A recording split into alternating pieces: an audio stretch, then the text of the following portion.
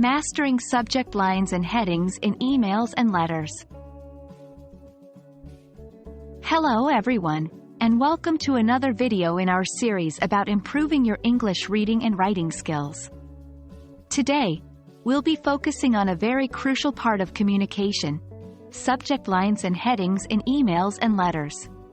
They're the first thing your reader sees and can often make or break their interest in your message. So let's dive in and understand how to make them effective.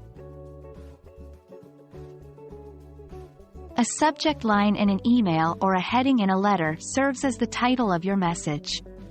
It gives your reader a brief overview of what to expect in your letter or email.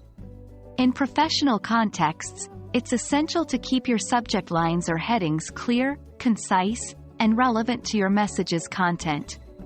Remember, this is your first chance to grab the reader's attention, so make it count.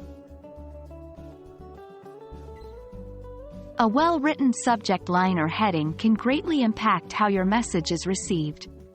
For instance, it can 1. Catch the reader's attention. In a sea of emails or letters, a catchy subject line or heading stands out, increasing the chances of your message being read. 2. Set the tone. It helps set the tone for your message, preparing the reader for the content. 3. Help with prioritization. It assists the reader in understanding the importance or urgency of your message, helping them prioritize their responses. 4. Facilitate search. It aids in locating specific emails or letters later on. Now that we understand why a good subject line or heading is essential, let's look at some tips to write them effectively. 1. Be precise and concise. Keep your subject lines or headings short and to the point. It should reflect the content of your message without being overly detailed or vague. 2. Avoid using all caps. Using all caps can come across as shouting or desperate. Use proper capitalization rules. 3. Don't forget to proofread.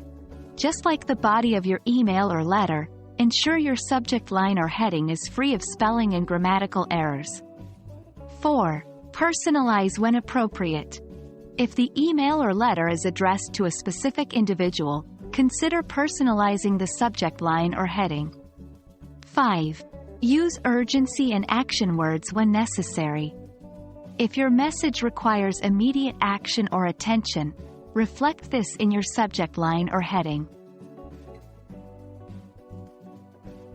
That brings us to the end of our discussion on subject lines and headings in emails and letters. Remember, these are your first chance to engage your reader, so spend some time crafting them effectively. Practice makes perfect. We hope you found this video helpful and are now better equipped to communicate effectively. As always, happy learning, and we'll see you in the next video.